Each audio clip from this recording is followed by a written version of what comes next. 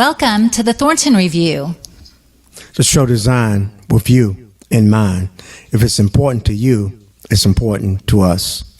We want to thank our sponsors, Ida Gates Trademark T-shirts, Next Door Real Estate Photography, and First National Title Insurance Company.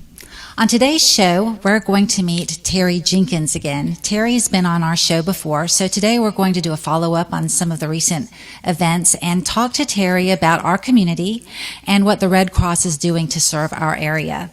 But first, we're going to take a commercial break, and when we come back, we'll learn more about Terri and some of the projects going on at the Red Cross.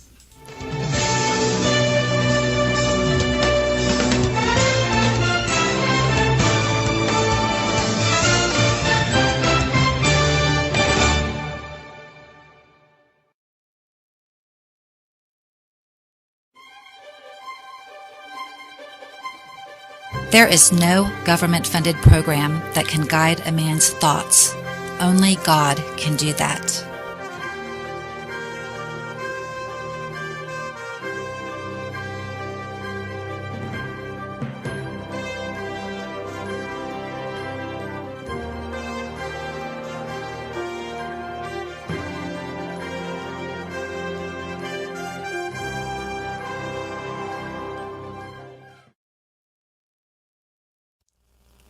Terri Jenkins is the Executive Director of the Red Cross Northwest Florida Chapter. She became Executive Director in 2009 in Valdosta, Georgia. The Executive Director's role is to serve as the local face of the Red Cross and to partner with elected officials, board members, and volunteer leaders to raise awareness and funds to support their mission. Terri graduated from Valdosta State University in 2004 with a BFA in speech communication with an emphasis on public relations. Terri has 25 years of experience in fundraising, media relations, and community partnerships. Terri has 2 daughters and 1 granddaughter and is also a rescue fur mom to 7 cats. Her passions outside of the Red Cross include animal advocacy and helping the homeless. Welcome back to the show. It's so great to have you. Thank you for having me, and good afternoon. Yeah. So can you tell us a little about what the Red Cross is doing and how people from the community can help? The better question would be, what is the Red Cross not doing? Right. So the Red Cross, we help people who have been displaced by disasters. And for the last month, if you've been watching the news, the southern storms that have taken place, everything that's going on out in California, but mainly in the southeast area. Storms from Mississippi to Georgia, Tennessee. So the Red Cross has deployed nearly 1,400 people from across the country to the locations that have been impacted. And our local chapter has deployed about 15, and within the North Florida region, I think it's probably close to 30, if my best guess is correct. Just as we did with Ian last October, which when I was on your show, I had barely been in town.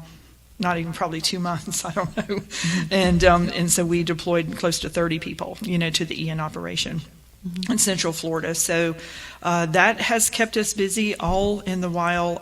We respond to home fires every day, so that's what we call steady state or blue sky operations, is responding to home fires in the middle of what we call gray sky operations, which are these that are going on across the country, from the fires in California, again, to everything that I mentioned in the southeastern part of the country.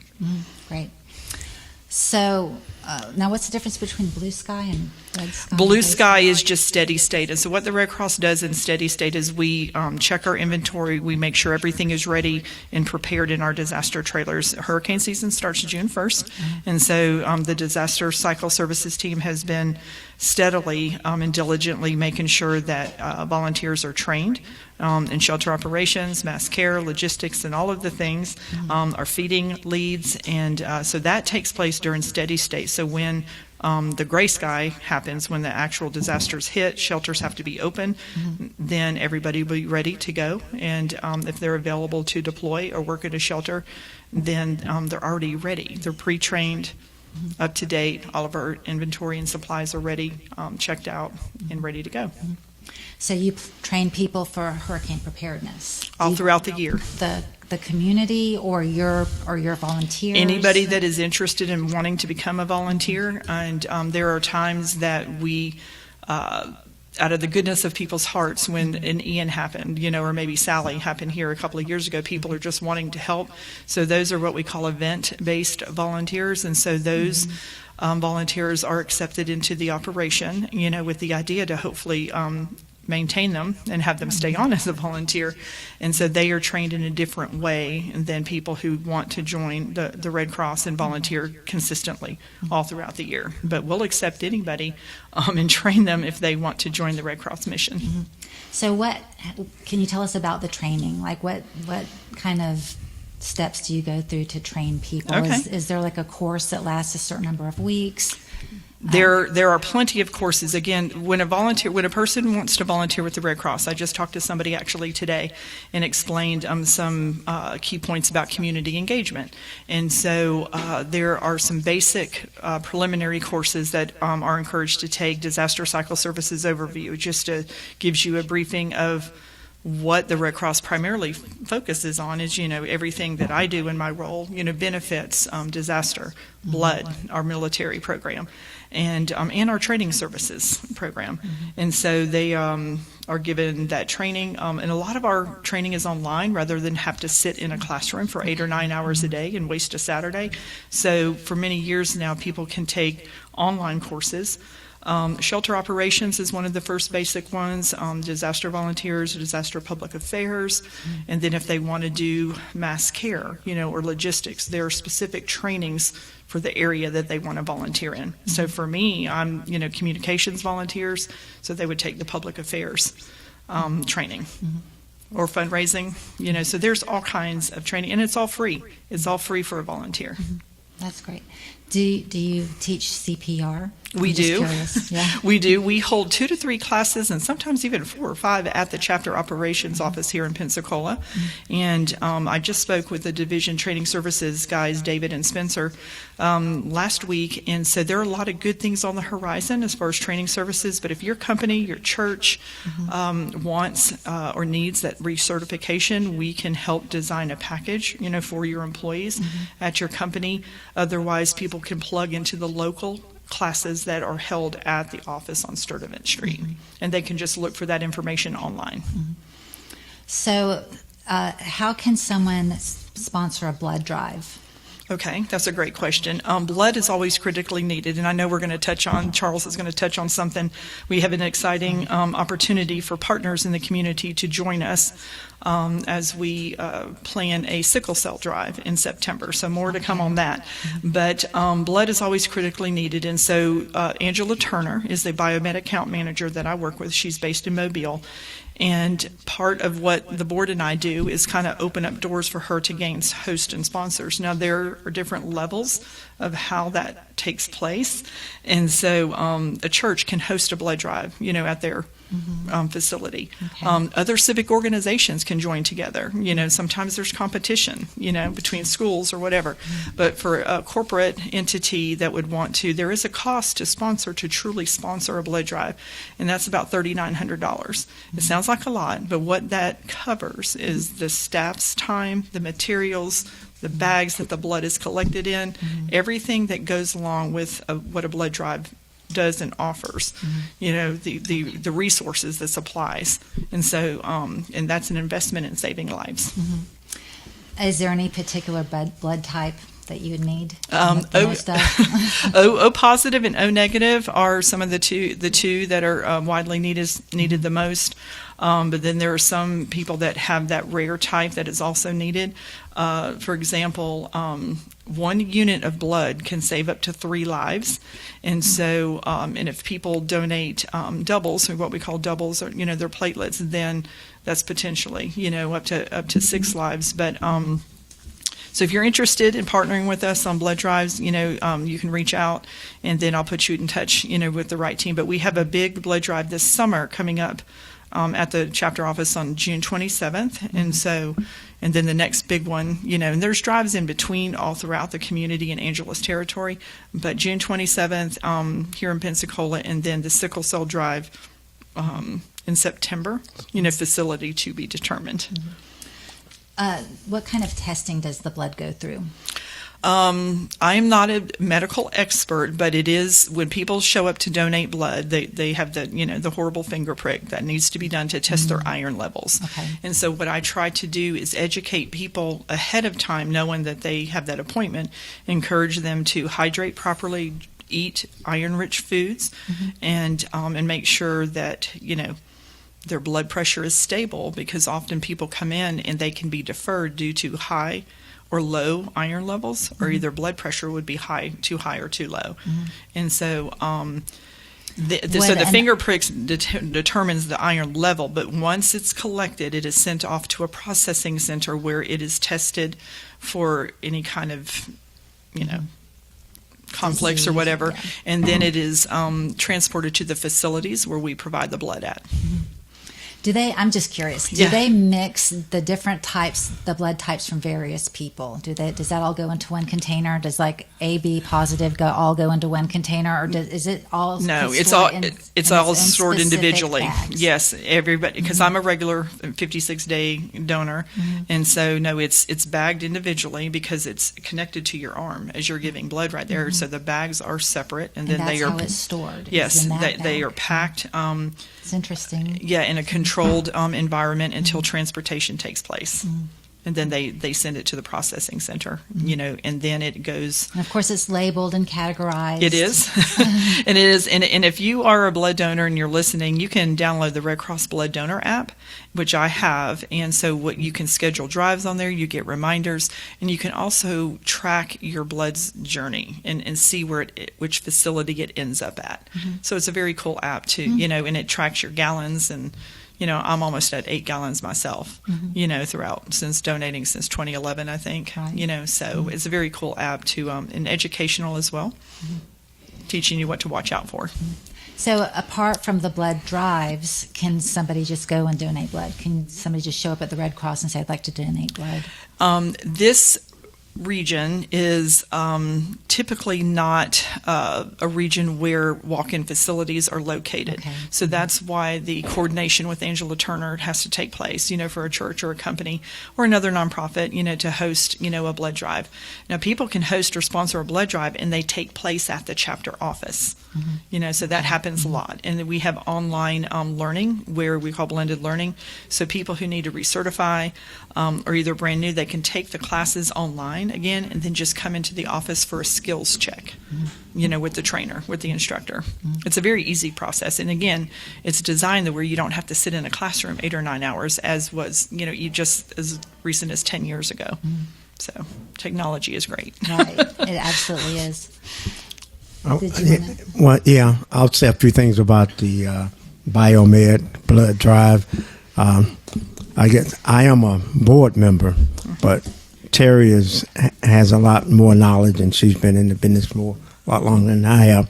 But the Red Cross at the national level, I think sometime in 2021, I may be off just a little, but established a partnership as far as sickle cell, put forth a sickle cell initiative.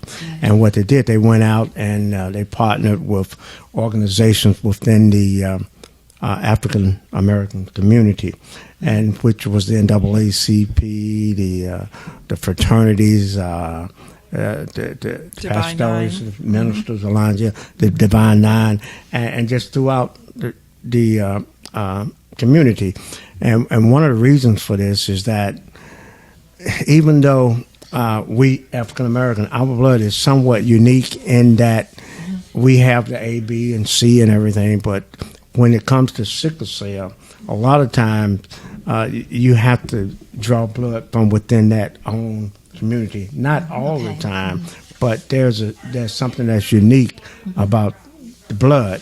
So what we're trying to do locally is we're trying to put something together where we can reach out to the different alliances, the ministerial alliances, and we're working with the Gulf Coast Minority Chamber, and we're putting some things together.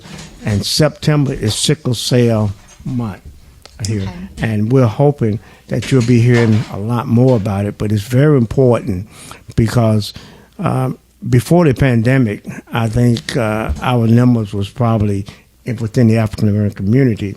It's probably somewhere between 3 or 4%, and we use a lot of blood. And it's something about donating blood. We actually use blood, but we're just going to have to become more giving, and that's we need to. We don't have to, but we need to become more giving and start blood banking within our community. And that's one of the challenges that I have before me, is to try to hit the grassroots level and touch the leadership within the African American community. We want all blood, but the sickle cell initiative is right now is very important. We have other organizations that are involved in sickle cell that we're partnering with at the same time. So we're coming together with not just the Red Cross, but there are some other sickle cell organizations. So I just want the community to be on the lookout. You're going to be hearing a lot about it, and whatever organization that you're a part of, if you don't hear from us, please contact the Red Cross office here in Pensacola, because there are ways that you can help. And we're going to need help from leadership, but we also are going to need grassroots help and support as well. And if I may, there's a couple of stats here that that people may not be aware of. While 13% of the U.S. population is African American, less than 3% of Red Cross blood donors self-identify as such. And so right now there's not enough donors to meet the needs of this disease that primarily affects African American and then the Latino Hispanic population. So again, I'm looking for contacts, within that demographic or community as well. But a single patient with sickle cell can require multiple transfusions throughout the year during their course of this disease. And sometimes many need as many as 100 units per year. So there's always a critical, need. And so we're just encouraging everybody to step up and help. I have a really good friend that has sickle cell. Okay. And she has blood transfusions every 3 months. Wow. So my question would be, do hospitals use blood from the Red Cross, or do hospitals get blood from the hospital? Do people... Well, there's multiple blood providers throughout the country. Okay. And so the Red Cross supplies 40% of the nation's blood supply. Okay. However, there are multiple blood banks, multiple providers. The Red Cross is in partnership, had gone into a partnership with some coding with One Blood about a year ago. And so that's kind of, ever evolving. However, if people are just given the gift of life, then that really all is that matters. I'm here today, and I can't remember if I shared this before, but when my oldest daughter was born, I nearly died giving birth to her, and I had to have about 5 units of blood. So if that had not been readily available at North Florida Regional in Gainesville, Florida, who knows? But the blood supply on the shelf is very limited. So that's why if there's a high need, people need it can disappear quickly. So that's why the blood providers, sometimes there are challenges. COVID 3 years ago, canceled thousands of blood drives across the country. So that's why the idea, and as we approach hurricane season and home fires and tornadoes, the idea is to have enough blood or platelets on the shelves to keep that supply high, so when it's needed, it's there. But in those extreme situations, it can disappear rather quickly. What is the shelf life? 3 days. So when someone donates blood, it has to be used within 3 days. 5 days, because you've got to process it, send it off to be tested. Oh, I thought it could be stored in a cool room for years. Not for long. No. So, no, and that's a frozen misconception. even, Yeah, no, that's a misconception. So that's why it's really critical. It's important to give often, all the time. Yeah. So if you are eligible and able, and there's really nothing to be afraid of. Right. Donate every 56 days and help save lives. So I was talking to Angela Turner, and she told me some things that I didn't know. What Angela told me was that whenever a person commit to do a blood drive, then there are resources that the Red Cross put forward to do that particular drive. But that blood has already pretty much, when you do that drive, that blood is almost It's already already spoken earmarked for. to a certain hospital, certain medical facility. So if you come up short, then that medical facility just may come up short. So when you donate blood, it's really the gift of life. And a lot of times that's why you see if anyone can sponsor a drive, and if you don't have a location, then you can use the Red Cross office. There are other places that may let you use that. But the key thing is, it's very critical that we get the blood out there, because that is the gift of life. And no matter who you are, at some point in your life, maybe sooner, maybe later, more than likely you're going to need blood for something. May I share 2 key points that just came about in the last couple of years? A lot of people may not realize that the Red Cross goes by the criteria and guidance from the FDA. And so they are the ones that provide and guide the whole process. And so we have to adhere to that 100%.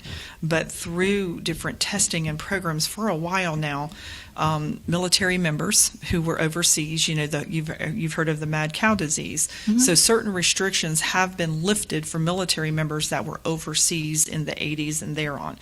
So I'm not a medical expert, and so I had somebody just ask me about this last week. So I said, just go to the website, it's redcross.org, give blood, and you'll see all of the eligibility requirements and guidelines. I say either talk to your doctor, but then look at these guidelines to determine your eligibility. And also another community demographic, they've lessened the restrictions drastically on homosexual men, down from like a year to like 3 months. Again, all of this information is on the Red Cross website. So military members, who were in Europe and all overseas, and then the gay community, those restrictions have been lessened dramatically. So there are opportunities to support where before there were not, and that's thanks to the FDA. Terri, I had a friend of mine, and I told him that you was going to be on the show today, and he had called me and asked me a question about someone. I think they had in a fire or something, but he said someone called him and told him that the Red Cross does not house people when at the fire, this or that, and I told him it was, as far as I knew, and based on my understanding, that we no longer actually housing. If it's what we do, we pass out vouchers. Can you kind of go through that particular process? What does the Red Cross do for folks caught up in an emergency? Okay. Do we need to take a break first? Yeah, we're going to take a commercial break, and when we come back, we're going to talk about the housing that Charles just asked about.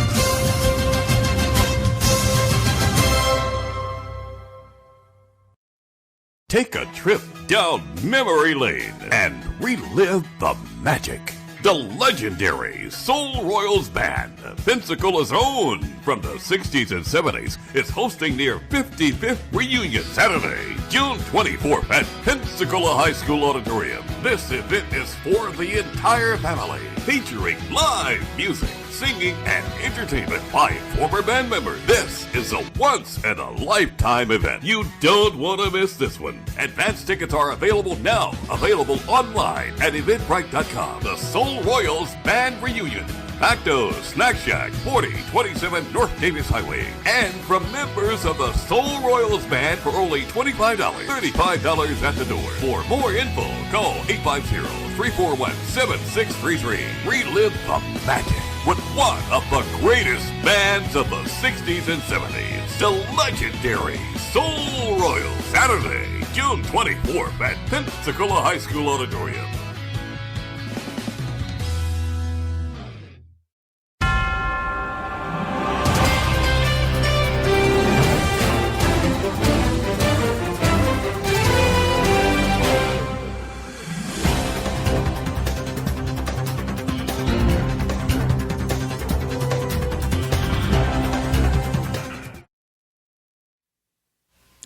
Great Change Cleaning Service is Pensacola's premier housekeeping service. We specialize in residential, short-term rentals, and small office cleaning. We want to get your home or office fabulously clean at a reasonable price. Call Great Change Cleaning Service so we can set up a time to get your home or office Great Change clean.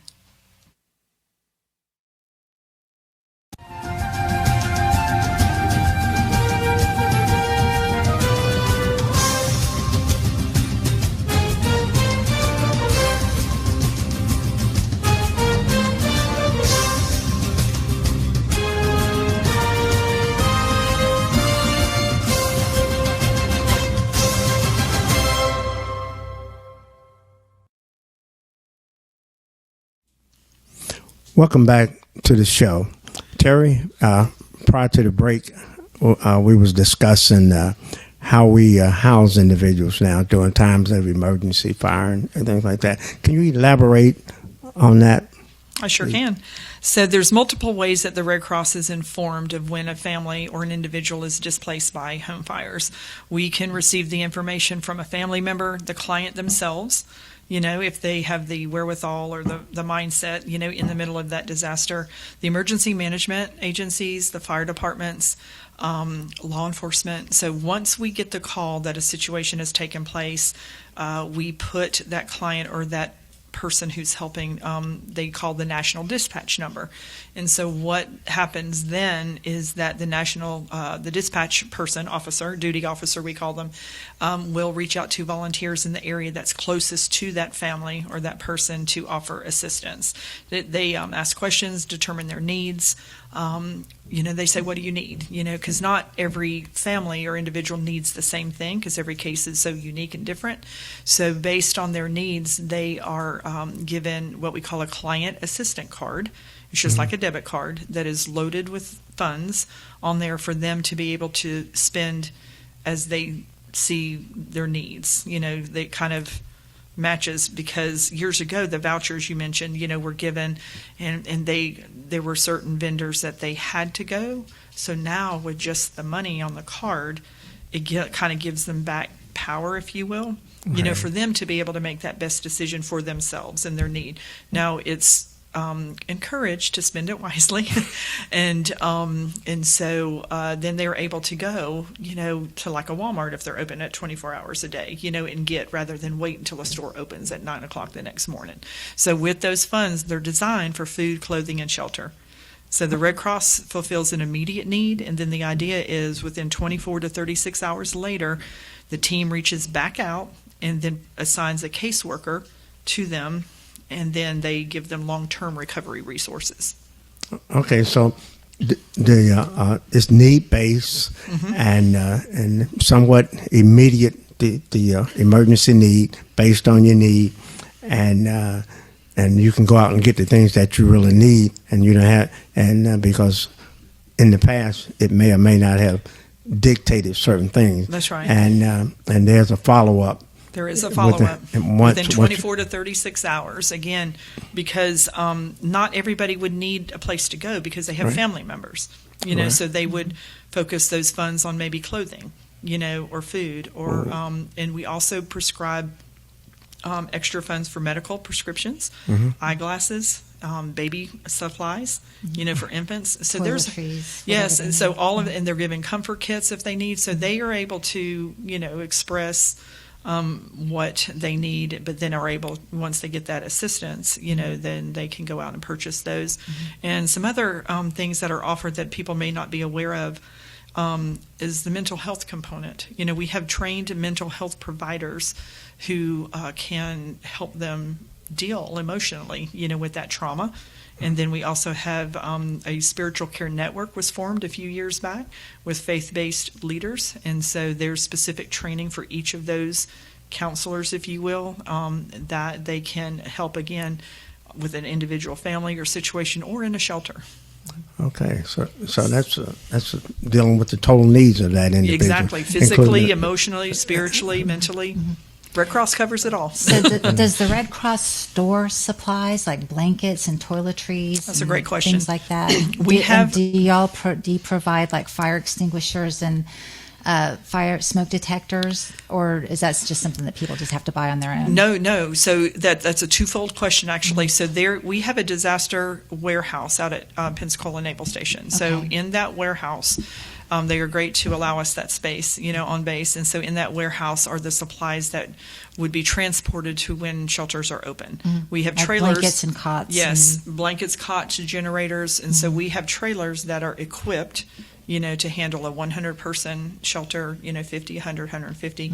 So those are strategically placed to where if anything were to happen within this 10-county region that the chapter covers, they can, travel, that distance.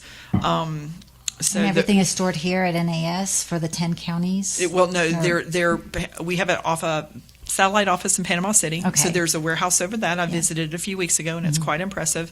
And so again, trailers are strategically placed, throughout the Okay. community. And so when it's deemed necessary that a shelter is open, then the plans of the disaster team led by Kelly Banks here and Andy Cornett in Panama City, them and their teams go into action. They have their mass care person, with all those supplies, those cots, and then the logistics and feeding. And so that's where we were also looking for feeding partners. So I was in Panama City yesterday for a collaborative meeting, and somebody with Gulf Coast Feeding, I think I got it right, was there. And so they have I think it's based nearby here, different places. And so they want to partner with us, So our Luke, one of my team members, we went over there and we made like 12 different connections. So that's the power of community, wanting to help each other, especially in the nonprofit world. And so that's what the board and I are working on here. I've only been in town 7 months. I'm not new to the Red Cross. I've been involved with the Red Cross for 16 years. However, learning this region and the partners, and thanks to board members like Charles, last month during Red Cross Month, I was able to get out in the community and meet city and county officials, just although briefly, when they presented a proclamation for Red Cross Month. And so that was like an opportunity to kind of just, introduce myself and then set up meetings. I'm meeting with the mayor here in Pensacola at the end of this month. And then, Terry, I had a question, and that was, say we during the time of hurricane or emergency, natural disaster, as people call it. Do we have a seat at the table with the local emergency management team? Did we partner with them? So Kelly Banks and Andy, the disaster program managers I mentioned, so they primarily work with the emergency management systems agencies, but when they open up the EOC, the Emergency Operations Center, and so the county and or city officials, they kind of determine the need. However, constant communication with the Red Cross or another, partner agency is critical. So when the EOC is opened up, everybody has a seat at that table, whether it's Salvation Army, Red Cross, anybody that is funneling or, setting up their volunteers to help those that have been placed, or displaced by disaster. So again, one of the needs that the chapter has is what we call government ops liaisons to sit inside that EOC on behalf of either the disaster manager or myself. And so again, it's just an hour training online, maybe 2.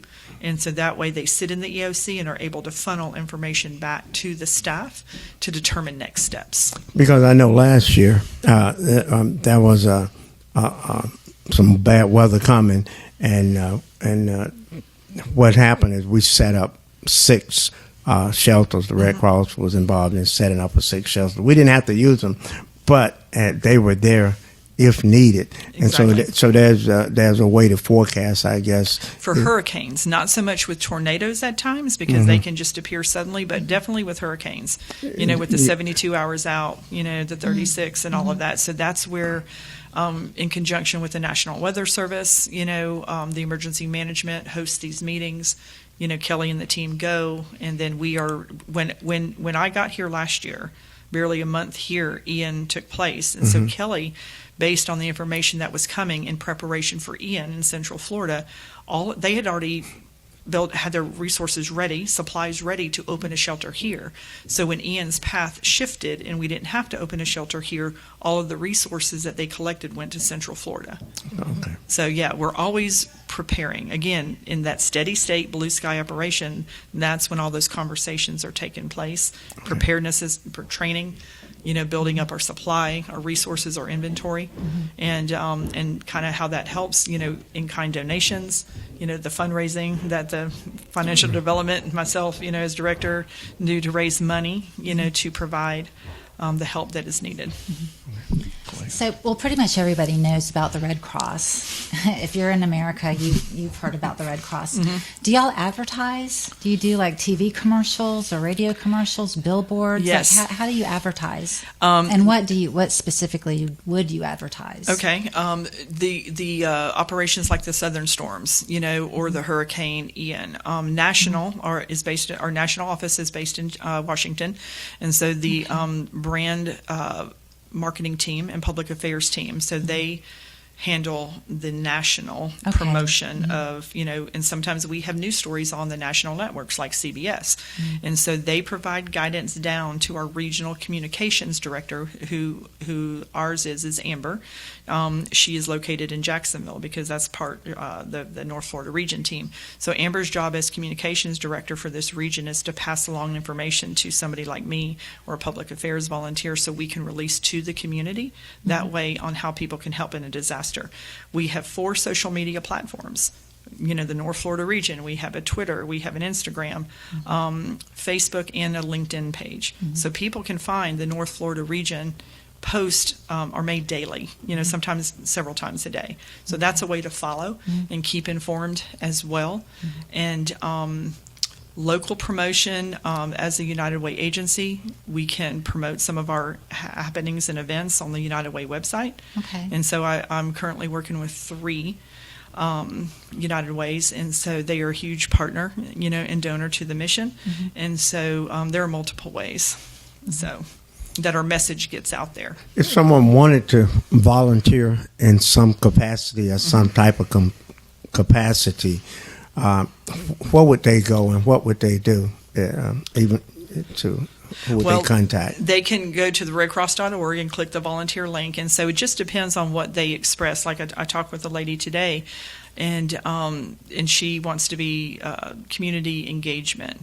So she signed up originally as within another what we call GAP, group activity position, but after hearing what the community engagement plan is, she wants to kind of shift her time there. So basically when we get a volunteer that comes through the queue, they are given a phone call, and some questions are asked. Well, what is it that you want to do? What do you and so they are put on what we call the training path of what they express to us. So whatever, like you as a board member are interested in, it's my responsibility to put you on that path and put you where you want to be. And some only want to do public affairs. Some only want to do a blood donor ambassador at a blood drive. So they tell us where they want to be, and then we'll put them, on that path. So, what about as far as donating things like blankets or first aid kits, or like does the Red Cross need anything from the community to be donated? Like if people want to donate, that is a great question. Or is money always better? Money, actually, ding, ding, ding. Money is actually always better, and there are a couple of key examples to that. And so again, it goes back to the intention of the community and the kindness, of their heart and just wanting to help. However, it's been encouraged ever since the floods of Louisiana, actually Katrina, going all the way back to 2005 with Katrina. If you go back and you Google and you research the images where people just dropped off stuff at the stadium, there were enough items and clothes and blankets to fill multiple landfills that ended up going to waste. During the emergency or immediately after is a great time to donate things because people can't go out to the store and buy what they need. Well, the Red Cross, we don't have the capacity to store those items. However, so that's what we do is partner with agencies in town whose sole mission is to distribute items like that. They have the collection sites. They have the drop-off sites. So again, that's kind of learning this community to find out who those agencies are. Now, if somebody shows up at the office, we'll say thank you very much and explain, and then make the proper arrangements, but in that moment, because of what the team is focused on, helping that, fulfilling that immediate need. A bunch of stuff can distract and take away from addressing those emotional needs of everybody that's just lost everything in a Right. hurricane or fire. And so there are agencies in this beautiful community that I'm learning who that's all they do. And so that's where we would make the call saying, hey, how can you properly and appropriately distribute these items? So if the Red Cross needed an item, then they would advertise that, or they would put that out there. But most of the time, if someone drops something off, they probably need to check with the Red Cross or something to see if they are in need. That's right. We get calls all the time. Are you in need? And that's where we route them to those partners, that can collect and distribute. The way that our warehouses are supplied, is through the donor dollars. Again, Red Cross is very conscientious, and 90% of every dollar raised or donated goes to our humanitarian services programs, and so very little for overhead. But we have to be responsible and inform the donors, of how their dollars are going to use. And everything's transparent. It's on the Red Cross website. And so with the funds that are raised, from the money that I get, that's how we supply the warehouses. That's how we take care of our fleet, our emergency response vehicle. Is all the money that is raised or donated to this chapter jurisdiction goes to keeping everything on point, up to par, in good condition, ready to respond. Does that make sense? Absolutely. Okay. One other thing, in those shelters, are there a place for pets? Is that a whole separate? Is that say if you have a pet and you? There is now. There didn't used to be. Now service animals have always, confirmed service animals. And there is a identification. As far as what constitute as a service animal. Typically a dog, even I think a horse. Can be classified as a service animal, a little mini horse. But there is a new process that just came about 18 months ago in the middle of COVID, to where pets are allowed. But there's a specific process, to that as well. And I don't know enough because before I moved to Florida, there was not an opportunity to open a shelter to put that into practice, to actually see how that would turn out. Right. But there, yes, again, emotional support. If anything taught us the last 3 years, my pets, my cats, have provided some level, behind. and that's a good point is, when you were drawing out your emergency plan, we encourage people to practice an escape drill, especially when the time changes, when you change your smoke alarm batteries, spring and fall. When the time changes, that's what we call Have like a family drill. Yes, practice your drill once a month, but write out your escape plan. But the idea is to include your pets, in that plan as well. And granted, there are situations, that it's very difficult. I can't imagine, and I hope I never have to face that. However, as much as possible, do include your pets in that plan. Make sure your kids are out first, maybe. Yes. Well, and again, the idea, exactly, some people over pets, that's the mentality for a lot of people, and I understand that. But when a smoke alarm goes off, you have up to 2 minutes to escape. But some people may not realize that by the time the smoke reaches the alarm, wherever it's placed in the house, it's already, the fire's already in motion. So technically it might be a little bit less. Yeah. So the second on what your house is made out of and the contents the of your second house you and hear how the flammable beeping, everything is. have that plan. And so that's that's a good segue into our home fire campaign. The Red Cross launched this campaign in 2014 to help reduce deaths and injuries, by a large percent. But from 2014 to current day, as of the end of actually February, 1,656 lives have been saved as a direct result of installing those smoke alarms. We partner with the fire departments. However, on April 22nd in Defuniak Springs, Kelly and her team, I will be there too, and hopefully some of the board members, hint, hint, will be there to in these identified communities where the risks are higher, or either deaths have occurred, to install free smoke alarms. Okay, And on yeah. April 29th in Panama City, the same event is taking place, led by Andy and his team. And so anybody can call the Red Cross office and say, hey, I need smoke alarms. And we will provide them at no cost. And we also provide, upon request, because they're few and far between, our hearing impaired smoke alarms. We are able to provide those as well. Is it a good idea to try to put out the fire, or to just get out of the Get house? out. It's encouraged Just to get out. depending on the size of the fire, Yeah. where it is. And you have to kind you of have like to use your brain. Yeah, if you're able to in that type of situation. Some people just panic and they don't know what to yeah. do. See, I live alone. I have 6 cats, and so I would try to rescue my cats and get my cats out of the house. And so I have 3 alarms, in my rental house, and Yeah. so again, depending on the size You have of to your know house, where to place the alarms. and that's what this home fire campaign does. Because we sit down with a family and help them identify an escape plan, identify 2 exit doors that are clear, of clutter and debris. And then the idea, you never place a smoke alarm directly in the kitchen, Right. because steam. It would go off every single day in my kitchen.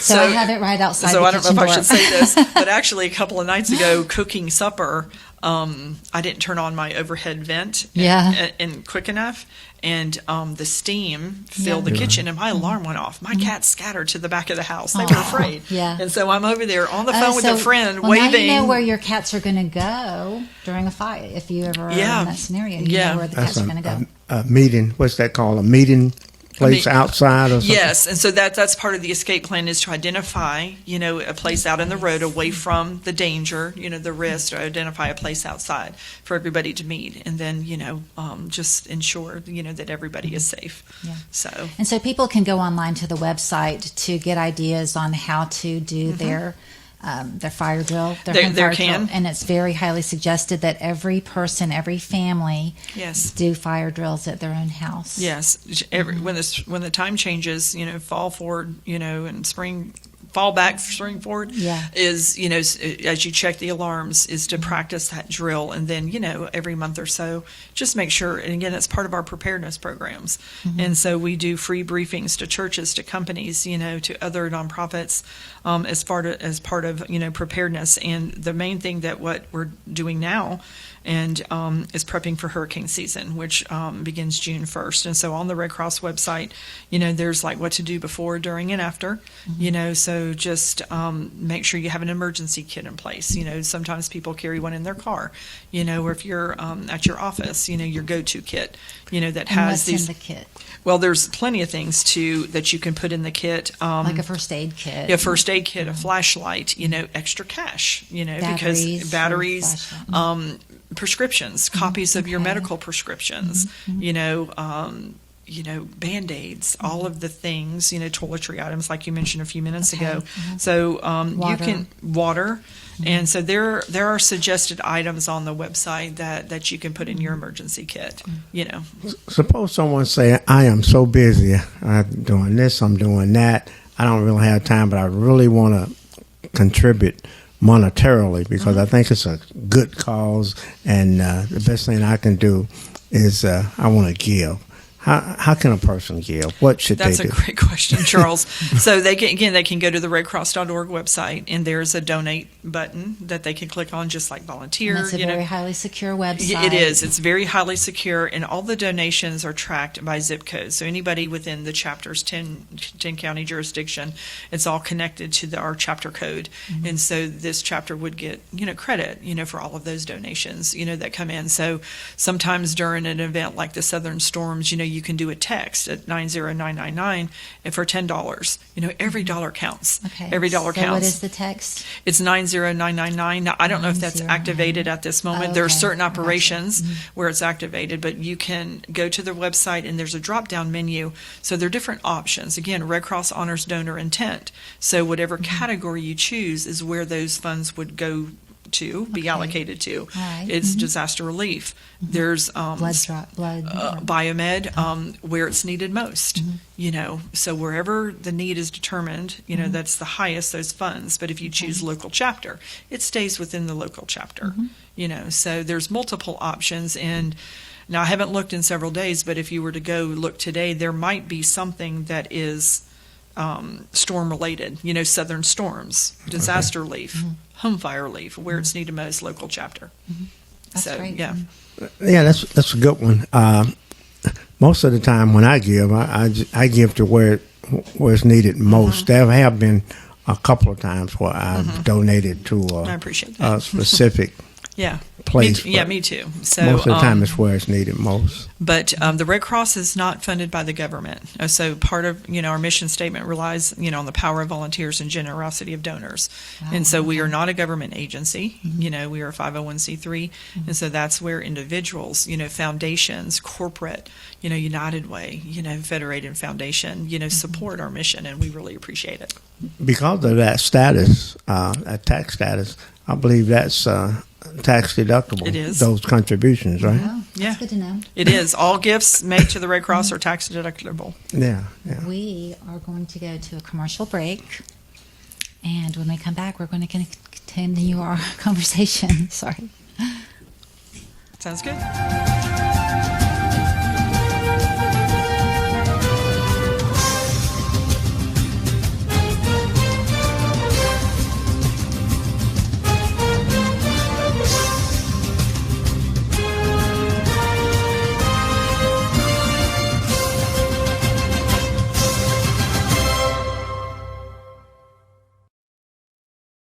Take a trip down memory lane and relive the magic. The legendary Soul Royals Band, Pensacola's own, from the 60s and 70s, is hosting their 55th reunion Saturday, June 24th at Pensacola High School Auditorium. This event is for the entire family, featuring live music, singing, and entertainment by former band members. This is a once-in-a-lifetime event. You don't want to miss this one. Advance tickets are available now. Available online at Eventbrite.com. The Soul Royals Band Reunion.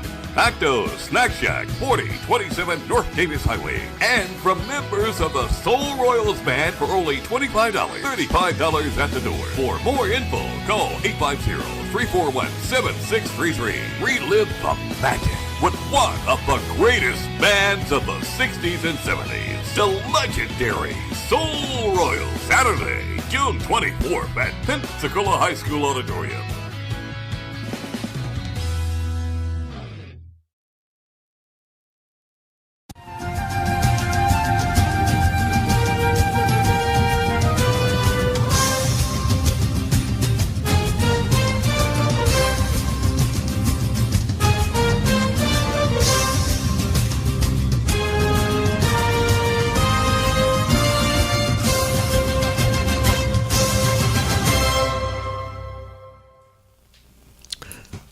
Welcome back.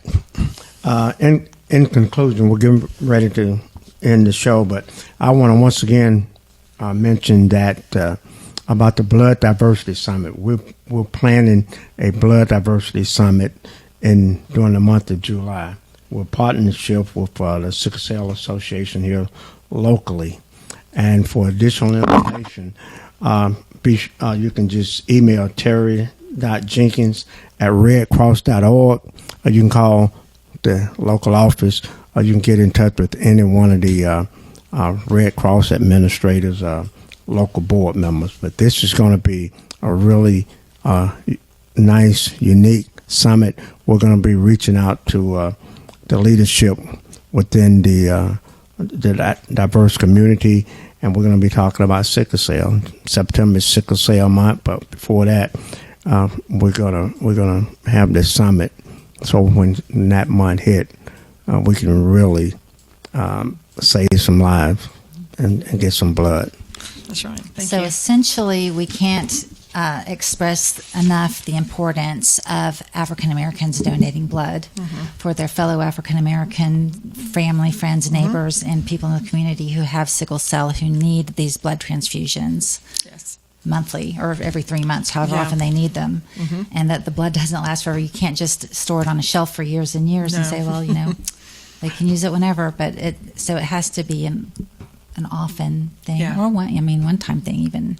that Yes. would help. I want to say one thing about that. And even though this blood is geared, we're talking about the sickle cell, but we want everyone and anyone out there. You can give blood, and you can you can participate in this initiative by donating blood. You don't have to be an African American, Hispanic, or anything. We want everyone. We want the community to get involved in this initiative. I know last year we had one, and I went out and knocked on doors in quite a few of the communities out here. Last year, in the process of moving here, when I went back to Georgia to wrap up some things, I did donate blood at the Sickle Cell Drive in Valdosta, Georgia, and I think they collected about 30 or maybe 40 units that day. So that's considered a very successful, drive. And so Charles is right. You don't have to be African American to donate at this particular blood drive. But the idea is, if you're interested again in helping the Red Cross, go to the website, follow us on our social media platforms, reach out. Like Charles said, I'll be glad. I'm always available to do a presentation. But people most often ask, how can I give or how can I help? So you can give time, money, or blood. Those really are the most, the highest needs that we have. And give your time, give your blood, and then help financially support the mission. Thank you, Terri. Terri, I want to thank you for once again coming out and joining us in our show today, and it's the second time, and I think we learned a lot more. So much to learn about the Red Cross. I appreciate it. Thanks for having me. I always enjoy talking to you. I learn something new every time. And I want to thank our sponsors, Ida Gates Trademark T-shirt, Next Door Real Estate Photography, First National Title Insurance Company, and our guest, Terri Jenkins, for coming on the show. And I want to thank our viewers for watching this episode of the Thornton Review. We air live every other Thursday at 4 p.m. We hope you'll tune in to our next show. Bye-bye. Bye. Thank you. Bye-bye.